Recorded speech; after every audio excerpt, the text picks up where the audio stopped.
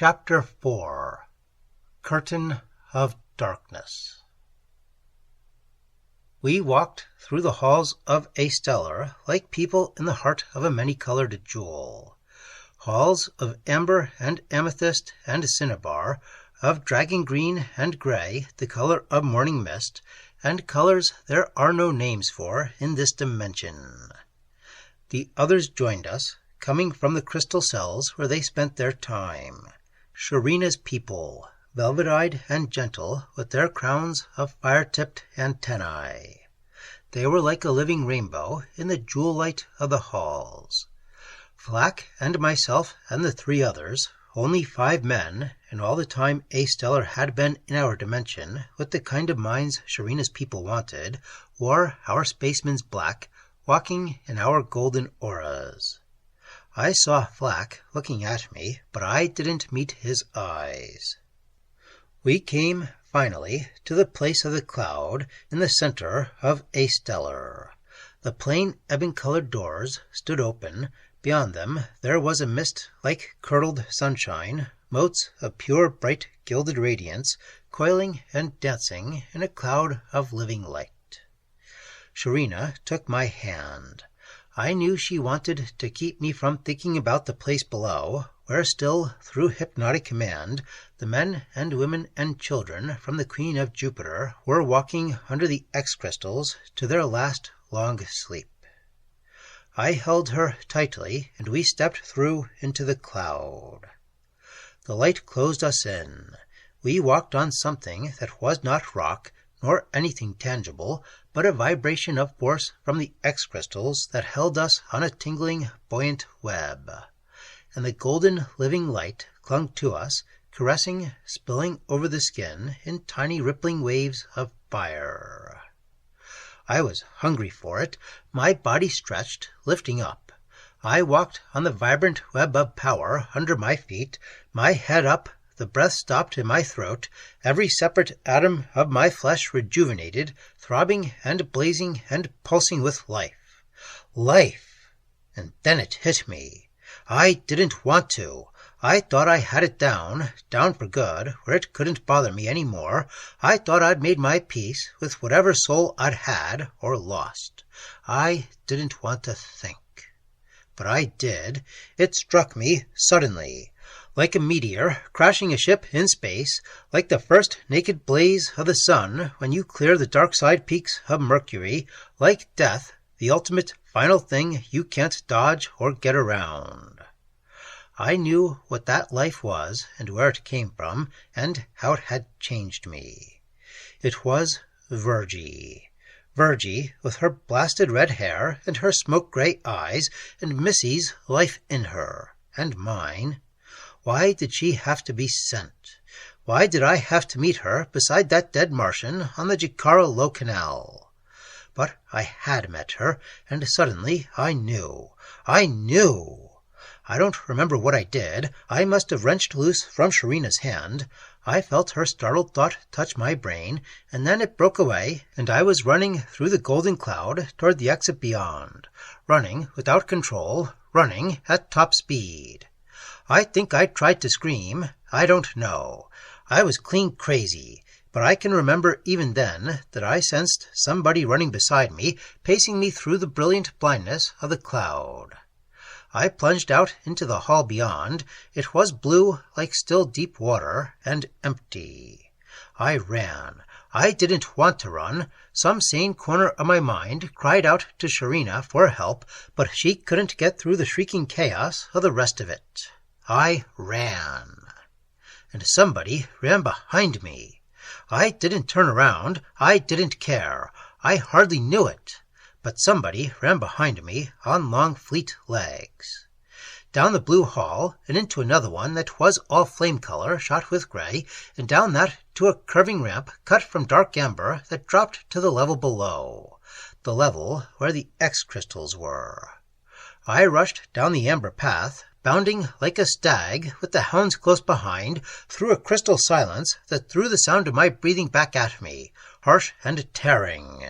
There was a circular place at the bottom of the ramp where 4 hallways met, a place jewel-carved in somber, depthless purple. I came into it, and from 3 of the hall mouths men stepped out to meet me. Men with young faces and snow-white hair and naked bodies burning gold against the purple. I stopped in the center of the floor. I heard bare feet racing on the ramp behind me, and I knew without looking who it was. Flack.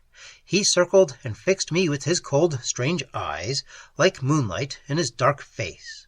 Somewhere he had found a blaster. He held it on me. Not on my head or heart, but at my middle. "I thought you might blow your top, Stevie," he said, "so we kind of stood by in case you'd try something." I stood still. I didn't have any feelings. I was beyond that. I was crazy, clean stark crazy, thinking of time and the crystals pulsing just beyond my reach. "Get out of my way," I warned him. Flack smiled. There was no humor in it. The 3 men moved in a little behind him.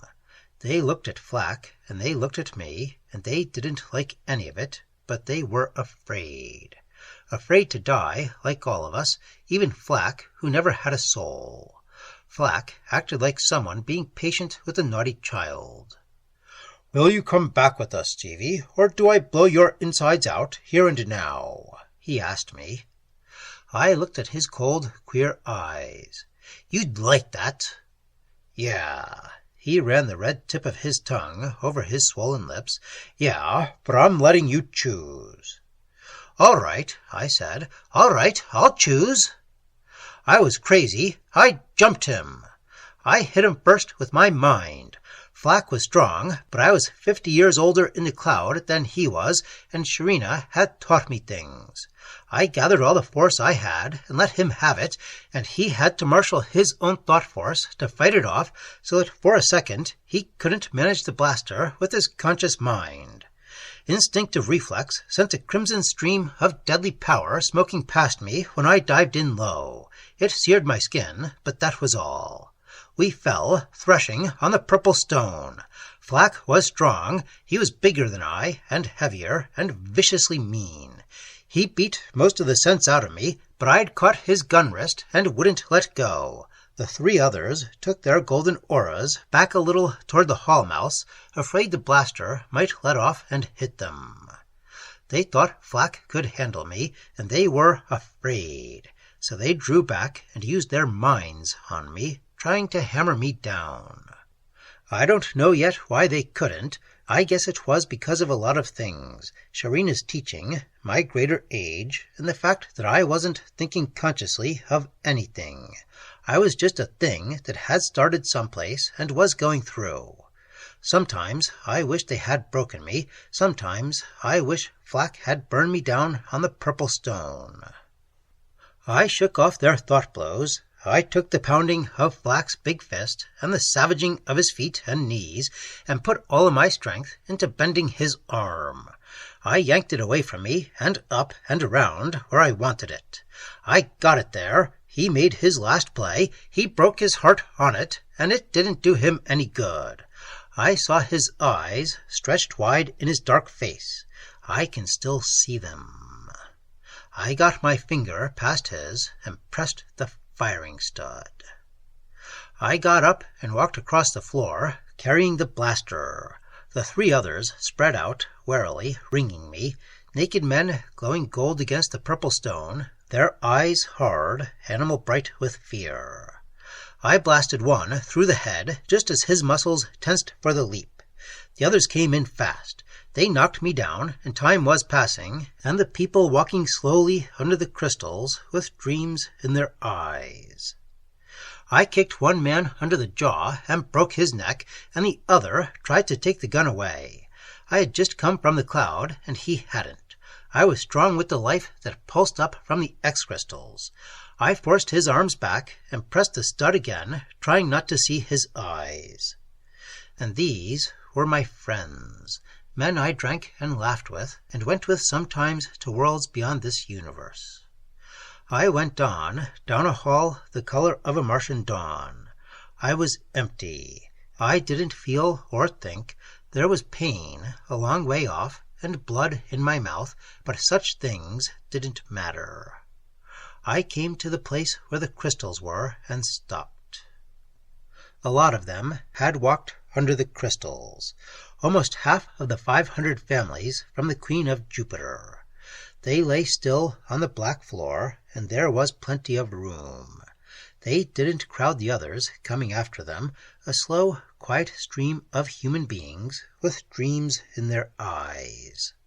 The crystals hung in a wide circle, tilting slightly inward.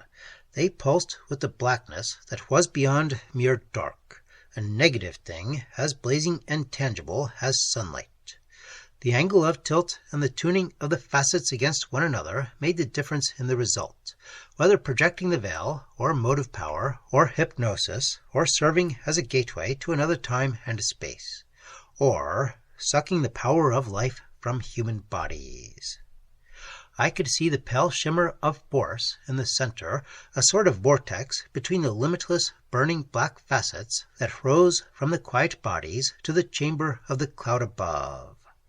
I could see the faces of the dead. They were still smiling. The controls were on the other side. I ran. I was dead inside, as dead as the corpses on the floor, but I ran. I remember thinking it was funny to run when you were dead. I kept on the outside of the crystals and ran with all my strength to the controls. I saw Virgie. She was way back in the procession, and she was just as I knew she'd be, with Brad beside her and the green-eyed baby still in her arms, asleep. Virgie, with her gleaming red hair and Missy's eyes. I grabbed the controls and wrenched them over, and the shimmering vortex disappeared. I spun the great hexagonal wheel and notched it for full-power hypnosis and ran out onto the floor among the dead. I told the living what to do.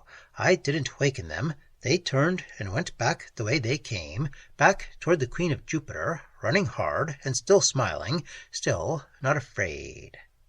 I went back to the wheel and turned it again to a notch marked in their danger color, and then I followed the last of the humans into the hall. At the doorway, I turned and raised my blaster. I saw Sharina standing under the radiant blackness of the crystals halfway around the curving wall. I felt her mind touch mine and then draw back slowly, the way you take your hand away from someone you loved that has just died. I looked at her eyes. I had to. Why did I do what I did? What did I care about red hair and smoke-gray eyes and the 300-year diluted blood of a girl named Missy? I wasn't human any longer. What did I care? We were apart, Sharina and I. We had gone away from each other, and we couldn't touch, even to say goodbye.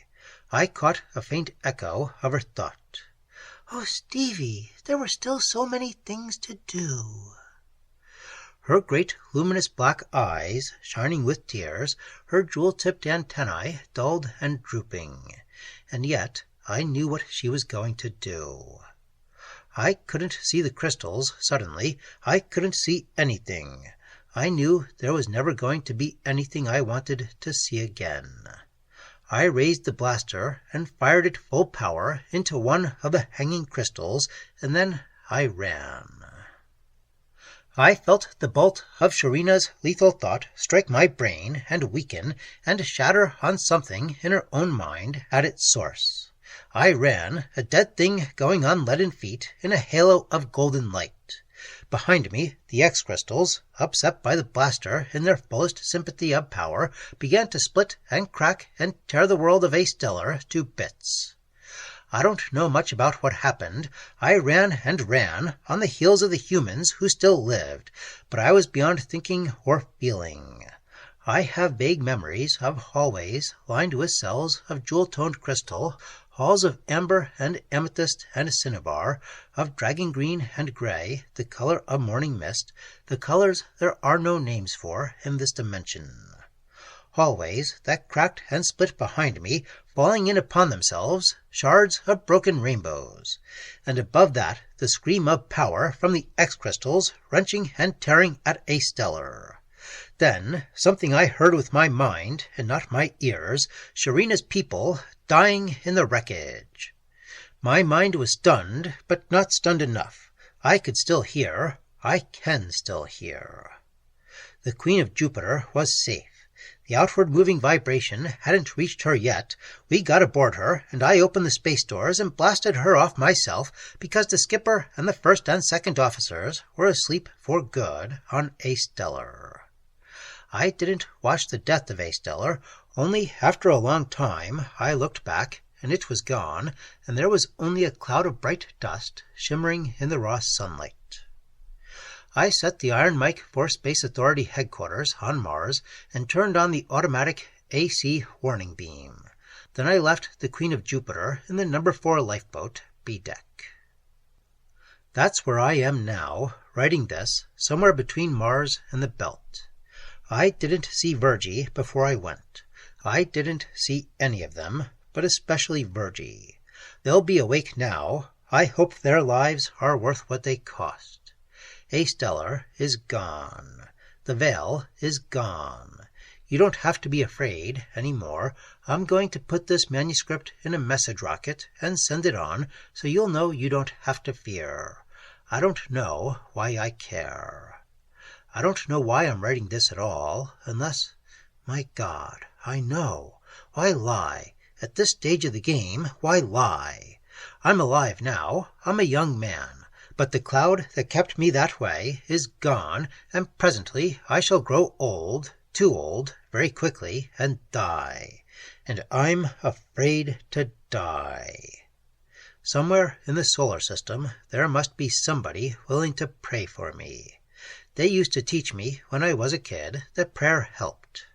I want somebody to pray for my soul because I can't do it for myself. If I were glad of what I've done, if I had changed, perhaps then I could pray. But I've gone beyond humanity, and I can't turn back. Maybe prayer doesn't matter. Maybe there's nothing beyond death but oblivion. I hope so. If I could only stop being, stop thinking, stop remembering. I hope to all the gods of all the universes that death is the end.